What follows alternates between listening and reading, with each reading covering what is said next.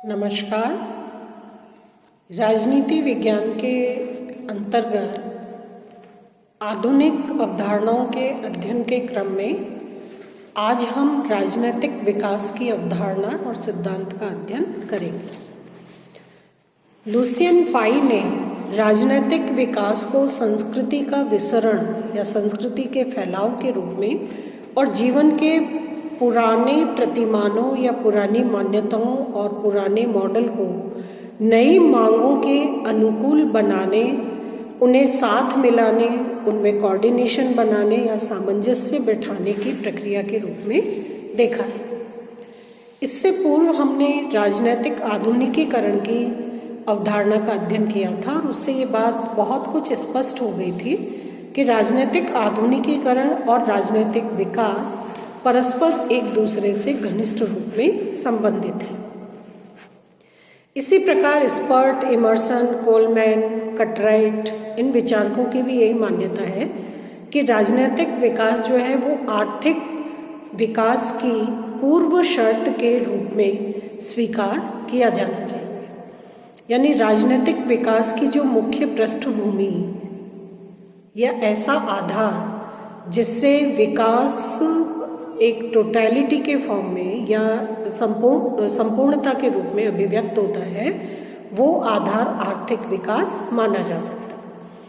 इसी प्रकार Gunnar, medal और लर्नर के अनुसार राजनीतिक विकास राजनीतिक आधुनिकीकरण का ही एक पर्याय है।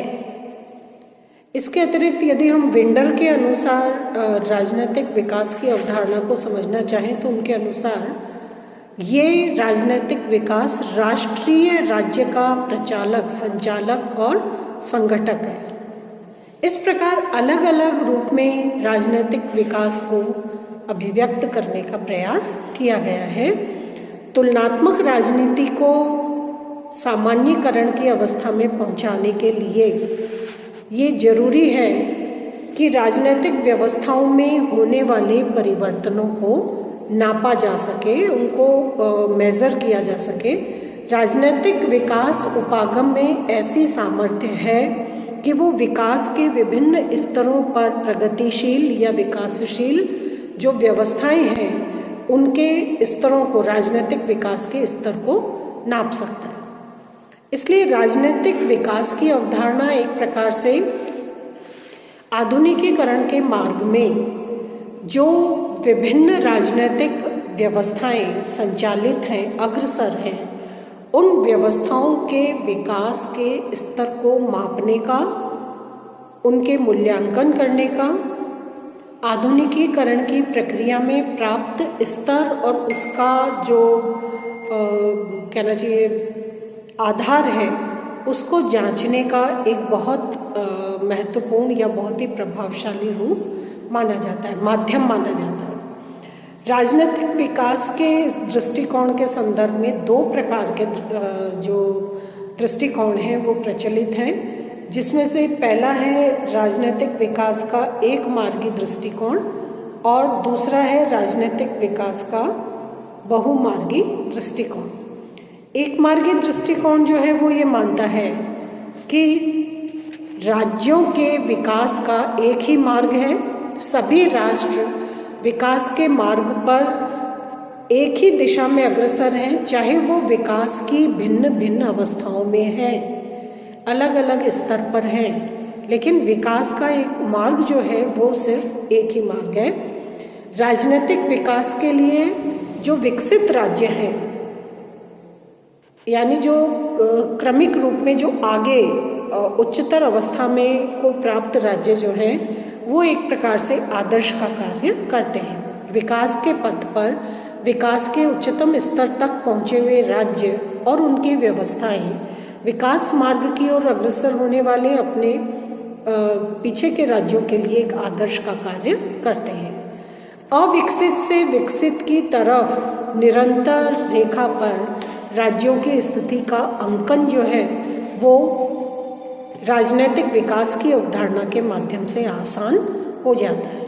तो ये एक मार्गी दृष्टिकोण है जो ये मानता है कि राजनीतिक व्यवस्थाएं जो हैं वो विकास के लिए एक ही प्रकार का मार्ग अपनाती हैं और उस मार्ग पर अग्रसर होते हुए उच्चतम अवस्था को प्राप्त करने की कोशिश करती हैं। दूसरा दृष्टिकोण राजनीतिक विकास को समझने का है राजनीतिक विकास का बहुमार्गी दृष्टिकोण, जो ये मानता है कि विकास की अपनी जो स्थिति है वो बहुआयामी होती है। इसलिए हम विकास को समझने के लिए किसी एक मार्ग वाली एक निश्चित अवधारणा या एक निश्चित मार्ग का समर्थन नहीं कर सकते। जैसे विकास विविध आयामी होता है, उसी तरह इस विकास को समझने वाली जो राजनीतिक विकास की अवधारणा है उसमें भी राज्य जो है उनका विकास मार्ग तक पहुंचने का जो प्रयास है, साधन संसाधन है, वो एक मार्गी नहीं बल्कि बहुमार्गी होते हैं। राजनीतिक विकास के संदर्भ में एक दृष्टिकोण लुसियन पाई का विश्लेषण देखा जाता है, जिन्होंने राजनीतिक विकास को अलग अलग आयामों से जोड़कर उसे समझने का प्रयत्न किया है और उसका विश्लेषण किया है। लुसियन पाई के अनुसार राजनीतिक विकास आर्थिक विकास की पूर्व शर्त के रूप में माना जा सकता है, क्योंकि समस्त प्रकार के विकास का मूल आधार जो है वो आर्थिक आधार होता है। तो आर्थिक आधार की सुदृढ़ता और आर्थिक आधार का विकास राजनीतिक विकास की दिशा और उसकी स्थिति का निर्धारण करता है। औद्योगिक समाजों के लिए राजनीति के विशिष्ट रूप में राजनीतिक विकास को समझा जाता है, और ये विशिष्ट रूप है औद्योगिक जीवन के रूप में। औद्योगिक जीवन जिसमें आर्थिक आत्मनिर्भरता, व्यापार, वाणिज्य, मार्केटिंग, इस तरह की स्थितियाँ जो हैं वो बदले हुए स्वरूप में, आधुनिक और विकसित स्वरूप में नजर आती है। राजनीतिक आधुनिकीकरण के रूप में राजनीतिक विकास, दोनों प्रक्रियाएं बहुत घनिष्ठ रूप में परस्पर एक दूसरे से संबंधित है, लेकिन फिर भी पृथक है, क्योंकि राजनीतिक आधुनिकीकरण जो है ये एक प्रक्रिया के रूप में राजनीतिक विकास की ओर अग्रसर होता है। तो आधुनिकीकरण की प्रक्रिया से राजनीतिक विकास का पक्ष जो है वो मजबूत बनता है। राष्ट्रीय राज्य के व्यवहार के रूप में राजनीतिक विकास को देखा जाता है, और इसमें राष्ट्रीय राज्य जो है वे अपनी संप्रभुता, स्वायत्तता और उस जो सुदृढ़ता है, राष्ट्रीय और आर्थिक सुदृढ़ता, उसके प्रति विशेष संवेदनशील होते हैं। प्रशासकीय और वैज्ञानिक विकास के रूप में राजनीतिक विकास जो है, इसके अंतर्गत लुसियन पाई ये मानते हैं कि एक प्रभावशाली विस्तृत नौकरशाही की स्थापना आवश्यक है, और इस नौकरशाही के माध्यम से विभिन्न इकाइयों में बटे हुए रूप में उत्तरदायित्वपूर्ण आधार पर कार्यों को संपन्न करने का एक बहुत कुशलतापूर्वक आधार और प्रक्रिया निर्धारित की जाती है और उसका संचालन किया जाता है।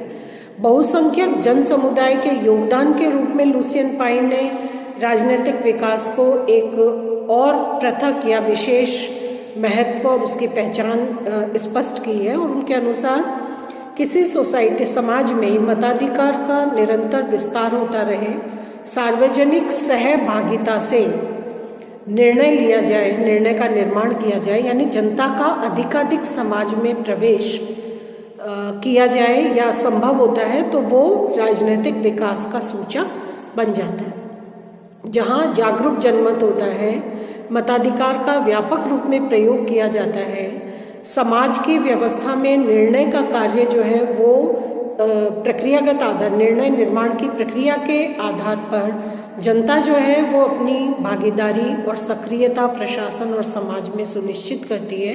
तो इस आधार पर बहुसंख्यक जन समुदाय का समाज और राज्य की विभिन्न प्रक्रियाओं में एक महत्वपूर्ण योगदान बनता है, जो राजनीतिक विकास का सूचक बन जाता है। लोकतंत्र के निर्माण के रूप में राजनीतिक विकास जो है वो जनता के प्रति अधिकाधिक उत्तरदायी प्रशासनिक व्यवस्था के रूप में स्थापित होता है। स्थायित्व और व्यवस्थित परिवर्तनों के रूप में, संशोधनों के रूप में, एक रिजिड नहीं बल्कि फ्लेक्सिबल सिस्टम के रूप में, लचीली व्यवस्था के रूप में राजनीतिक विकास जो है वो एक प्रकार से ज़्यादा समायोजन करने वाली ज़्यादा जनता के प्रति उत्तरदायी संस्था के रूप में अपनी जन नेतृत्व की जिम्मेदारी से परिपूरित होकर जनता की भागीदारी को सुनिश्चित करते हुए ये राजनीतिक व्यवस्थाएं स्थायित्व और व्यवस्थित परिवर्तन दोनों के बीच में संतुलन कायम करती हैं और ये संतुलन जो है वो राजनीतिक विकास के रूप में माना जाता है। इसी प्रकार गतिशीलता और शक्ति के रूप में भी राजनीतिक विकास को पहचाना जाता है या इसको स्वीकार किया जाता है। सामाजिक, हम ये कह सकते हैं कि सामाजिक परिवर्तन की एक बहुआयामी प्रक्रिया राजनीतिक विकास के रूप में स्थापित होती है। सांस्कृतिक, सामाजिक, मानवीय, आर्थिक, औद्योगिक, राजनीतिक, प्रशासनिक, जनांकिक आधार पर यानी समस्त व्यवस्था में विभिन्न प्रकार के मूल्यों का परिवर्तन, उनमें संशोधन, व्यवस्थाओं की फ्लेक्सिबिलिटी, उनका लचीलापन, उनका स्थिर रहना या स्थायित्व, मानवीय क्रियाओं की समाज में अधिकाधिक सक्रियता, जनता का जागरूक होना, मतदान जो है, मतदाता जागरूकता और उसका विस्तार होना, ये एक राजनीतिक और सामाजिक, प्रशासनिक, शासकीय, आर्थिक सभी क्षेत्रों में, सांस्कृतिक, सामाजिक सभी क्षेत्रों में विकास के औद्योगिकरण के एक नए मापदंड के रूप में स्थापित होता है। और जब कोई समाज इस दिशा में अग्रसर होता है तो लुसियन पाई के अनुसार वो राजनीतिक विकास की अवस्था के रूप में माना जाता है। तो राजनीतिक विकास वस्तुतः सिर्फ राजनीति से संबंधित नहीं है, सिर्फ राज्य से संबंधित नहीं है, ये पूरी राज्य व्यवस्था जो बहुआयामी है, विविध आयामी है, उनके समस्त पहलुओं को इसमें समाहित करके और उनकी स्थापना के आधार पर, उनकी पहचान के आधार पर राज्यों को विकास की विभिन्न अवस्थाओं के रूप में स्थापित करती है, पहचानती है। राजनीतिक व्यवस्था के जो निर्माणक तत्व हैं, जिनके द्वारा राजनीतिक विकास का निर्माण होता है, उसके तत्व और स्तर जो है, उनमें सबसे पहला है संपूर्ण जनसंख्या के संदर्भ में, जिसमें समस्त जनता की भागीदारी, सक्रियता या समाज में उसके निर्णय निर्माण की प्रक्रिया में, राज्य के निर्णय निर्माण की प्रक्रिया में या राजनीतिक व्यवस्था के सर्वोच्च निर्णय निर्माण की प्रक्रिया में जनता का अधिकाधिक भाग लेना, प्रत्यक्ष अप्रत्यक्ष रूप में अपनी सक्रियता और भागीदारी सुनिश्चित करना एक प्रकार से राजनीतिक विकास के निर्माण का स्तर तैयार करता है। दूसरा है शासकीय और सामान्य व्यवस्थाई निष्पादन के स्तर के संदर्भ में यदि हम देखें तो राजनीतिक व्यवस्था जो है वो प्रशासन यानी सरकार की क्रियाओं के रूप में, सरकार के संगठन के रूप में और कितनी कुशलता से और कितनी सतर्कता से ये व्यवस्था अपने कार्यों का निष्पादन करती है। सरकार की व्यवस्था या सरकारी अंग कितनी कुशलता से कार्यों का निष्पादन करते हैं, उसके रूप में जो शासकीय और सामान्य व्यवस्थाई निष्पादन है, उसके आधार पर राजनीतिक विकास का निर्माण और उसका स्तर आधारित होता है। तीसरा है राजनीति के संघटक के संदर्भ में राजनीतिक विकास का स्तर, और इसमें लुसियन पाई भी ये मानते हैं कि संरचनात्मक विभिन्नीकरण बढ़ता है। समस्त कार्य एक ही संस्था द्वारा नहीं होते, अलग अलग कार्यों को संपन्न करने के लिए अलग अलग इकाइयों का निर्धारण किया जाता है। तो संरचनात्मक विभिन्नीकरण होता है, अनेक इकाइयाँ एक संगठन में, एक व्यवस्था में कायम की जाती हैं। इन संरचनाओं को अलग अलग स्थापित करके अलग अलग प्रकार के कार्य और उत्तरदायित्व से संपन्न किया जाता है, और जो सहभागी संगठन है उनमें अधिकाधिक समन्वय कायम किया जाता है, यानी विभिन्नीकरण किया जाता है। विभिन्नीकरण के बावजूद भी उनमें किसी प्रकार का अलगाव नहीं होता, बल्कि वो सहभागी संगठनों के साथ समन्वय कायम करके और विकास और आधुनिकीकरण के प्रयास करते हैं। तो ये 3 मुख्य तत्व हैं, निर्माणक तत्व राजनीतिक विकास के।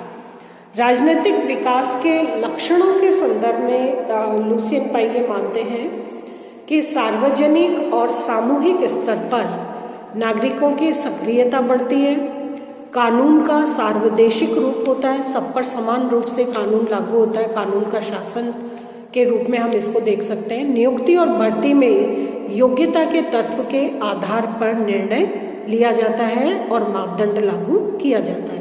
ये क्रियाओं का समूह कहलाता है समानता का लक्षण, जो जिस व्यवस्था में ये तत्व विधि के शासन के रूप में, नियुक्ति भर्ती में योग्यता और कुशलता के आधार पर मापदंड के रूप में और सामूहिक स्तर पर जनता की सक्रिय नागरिक सक्रियता के रूप में समानता कायम की जाती है, तो वो राजनीतिक विकास का लक्षण है। दूसरा होता है क्षमता। क्षमता या कैपेसिटी में राज्य या सरकार में आवश्यक कार्यों को संपादित करने की क्षमता उपस्थित होनी चाहिए। यदि राजनीतिक विकास की अवस्था में प्रगति की तरफ कोई राजनीतिक व्यवस्था उन्मुख है, लेकिन उस व्यवस्था में, उस इकाई में या उस संस्था में उन कार्यों को संपन्न करने की क्षमता, इच्छा होने के बावजूद भी अगर क्षमता नहीं है, तो राजनीतिक विकास की दिशा में वो व्यवस्था अग्रसर नहीं हो सकती। तो राज्य या सरकार में आवश्यक कार्यों को संपन्न करने की क्षमता निहित होनी चाहिए। सार्वजनिक नीति को लागू करने की, उसको एग्जीक्यूट करने की, एक तो निर्णय लेने की क्षमता होनी चाहिए, दूसरा लिए गए निर्णय को एग्जीक्यूट करने की, उसको लागू और क्रियान्वित करने की योग्यता और कुशलता भी व्यवस्था में हो।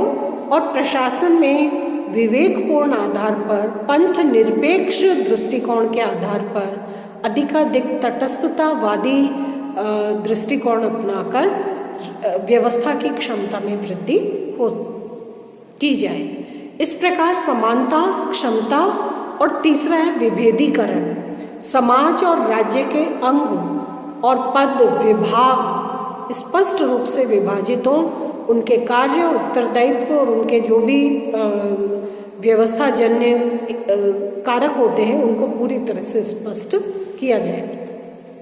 व्यवस्था में राजनीतिक कार्यों की सुस्पष्टता होनी चाहिए और विभिन्न अंगों की जटिल प्रक्रियाओं का एकीकरण करने की कोशिश की जाए, ताकि उस इकाई में विघटन ना हो, बंटवारा ना हो या किसी प्रकार का विभाजन ना हो। तो ये विभेदीकरण भी आवश्यक है। तो समानता, क्षमता और विभेदीकरण, ये इन 3 प्रक्रियाओं के, इन 3 लक्षणों के आधार पर राजनीतिक विकास जो है वो अपने आप को अभिव्यक्त करता है। हम ये कह सकते हैं कि जिस राजनीतिक व्यवस्था में आधुनिकीकरण की प्रक्रिया के अंतर्गत ये तीनों चरण अभिव्यक्त होते हैं, उजागर होते हैं, तो इसका मतलब है कि वो राजनीतिक विकास की तरफ अग्रसर व्यवस्था है। हो सकता है वो एक मार्गी या बहुमार्गी दृष्टिकोण के अनुसार विकास के क्रम में किसी एक स्तर तक है, आगे की तरफ, प्रगति की तरफ उन्मुख है, लेकिन राजनीतिक विकास की दिशा में अग्रसर व्यवस्था के रूप में उसे हम स्थापित कर सकते हैं, मान सकते हैं।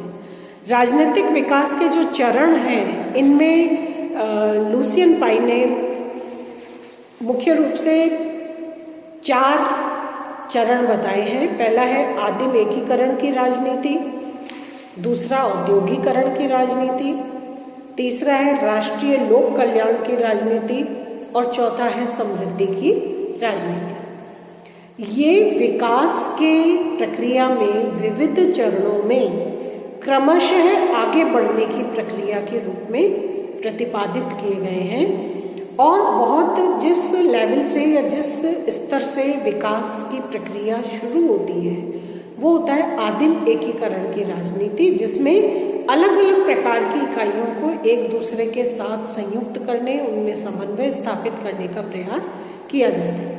आर्थिक और औद्योगिक क्षेत्र में एक विशेष प्रकार का विकासकारी लक्ष्य और प्रक्रिया अपनाई जाती है। राष्ट्रीय लोक कल्याण के रूप में राजनीतिक सहभागिता के साथ साथ जन सहभागिता को विस्तारित किया जाता है और साथ ही साथ जन जीवन का स्तर उच्चतम अवस्था के रूप में या समृद्धि के रूप में स्थापित करने का एक आधार जो है वो राजनीतिक विकास के रूप में निर्धारित किया जाता है। राजनीतिक विकास के कुछ साधन और स्रोत का निर्धारण भी किया गया है और इसके अंतर्गत राजनीति को प्रत्यक्ष या अप्रत्यक्ष रूप में संचालित करने वाले, निर्णय लेने वाले, उसको विस्तारित करने वाले समस्त तत्वों को राजनीतिक विकास के स्रोत या साधन के रूप में देखा जाता है। जैसे क्रांतिकारी नेता, नेतृत्व देने वाले नेता, राजनीतिक दल, दबाव समूह, नौकरशाही, समस्त कर्मचारी और अधिकारी जो विभिन्न इकाइयों में भिन्न भिन्न प्रकार के दायित्वों का वहन करते हुए व्यवस्था को विकास की तरफ अग्रसर करते हैं। राष्ट्रीयता की भावना, राजनीतिक सहभागिता, जनता का अधिकाधिक राजनीतिक कार्यों में भाग लेना, ये इस प्रकार के कारक हैं जिनके माध्यम से राजनीतिक विकास अग्रसर होता है। राजनीतिक विकास की कुछ समस्याएं भी सामान्य रूप में देखी जाती हैं। जैसे जो राजनीतिक विकास है उसको वैधता प्राप्त करने का, औचित्यपूर्ण आधार पर स्वीकृति प्राप्त करने की एक समस्या उत्पन्न होती है। राजनीतिक विकास के लिए कौन से मॉडल का चयन किया जाए, कौन से प्रतिमान को फॉलो किया जाए, ये समस्या हो सकती है। इसी प्रकार विभिन्न राजनीतिक व्यवस्थाओं में आजकल हिंसात्मक उग्रवादी तत्व का प्रभाव बहुत ज़्यादा देखने में आता है, तो हिंसात्मक राजनीति की भी समस्या है। राष्ट्र निर्माण, राष्ट्र के लिए एकता के तत्व को स्थापित करने की, उसको विस्तारित करने की भी समस्या है। फिर राजनीतिक विकास की इस अवस्था में, चरण में ये देखा जाता है कि राजनीतिक व्यवस्था को अधिकाधिक समाज में प्रवेश करना होता है या अधिकाधिक कार्यों का संपादन लोक कल्याण के दृष्टिकोण से करना होता है। तो इसमें राजनीतिक व्यवस्था की क्षमता जो है, उस क्षमता पर भी नकारात्मक प्रभाव आता है। तो क्षमता में वृद्धि की समस्या है, दबाव समूहों के उचित संगठन और उनकी कार्यप्रणाली की समस्या उत्पन्न होती है। राजनीति में भी देखा जाए तो अस्थिरता और विचलन इतना अधिक है कि राजनीति में भी स्थायित्व की समस्या उत्पन्न होती है। ये समस्त समस्याएं इस प्रकार की हैं जो राजनीतिक विकास को प्रभावित करती हैं। लेकिन राजनीतिक विकास उपागम की तुलनात्मक राजनीति के अध्ययन के क्षेत्र में एक विशेष प्रकार का महत्व और गरिमा मानी जाती है। राजनीतिक व्यवस्था का विवेचन, तुलना और उसका स्पष्टीकरण राजनीतिक विकास की अवधारणा के माध्यम से बिल्कुल स्पष्ट हो जाते हैं। जब हम अंतर्राष्ट्रीय संदर्भ में ये कहते हैं विकसित राज्य, अर्धविकसित राज्य, अविकसित राज्य, अर्धविकसित में भी विकास के कौन से चरण में, कौन से स्तर पर स्थापित राज्य है, ये सारा अंकन राजनीतिक विकास के मापदंड के आधार पर ही संभव होता है। राजनीतिक व्यवस्थाओं के वर्गीकरण में भी राजनीतिक विकास की अवधारणा का प्रयोग किया जाना एक प्रकार से राजनीतिक व्यवस्थाओं के वर्गीकरण में भी सहायता करता है। राजनीतिक व्यवस्थाओं की जो अर्थपूर्ण मापदंड के आधार पर तुलना की जाती है, उस तुलना को भी राजनीतिक विकास ही संभव बनाता है। और इसी प्रकार राजनीतिक व्यवस्थाओं में जो सामान्यीकरण है, एक जनरलाइजेशन ऑफ सिस्टम्स है, वो राजनीतिक विकास के द्वारा संभव होता है, जिसमें समूहबद्ध रूप में विशेष प्रकार की प्रक्रिया के आधार पर संचालित आधुनिकीकरण की प्रक्रिया से प्रभावित जो राजनीतिक विकास की तरफ अग्रसर विभिन्न राज्य हैं, उनका कैटेगराइजेशन, उनका सामान्यीकरण राजनीतिक विकास की अवधारणा के माध्यम से ही संभव होता है। तो ये राजनीतिक विकास की अवधारणा एक आधुनिक अवधारणा के रूप में राजनीतिक आधुनिकीकरण और राजनीतिक व्यवस्थाओं के क्रम में एक बहुत व्यवस्थित प्रकार का, बहुत स्पष्ट और वैज्ञानिक आधार राजनीतिक व्यवस्थाओं को प्रदान करता है और इनके माध्यम से विभिन्न राजनीतिक व्यवस्थाओं की पहचान, उनका कैटेगराइजेशन, उनका स्तर और उनका मापदंड जो है वो बिल्कुल स्पष्ट हो जाता है। धन्यवाद।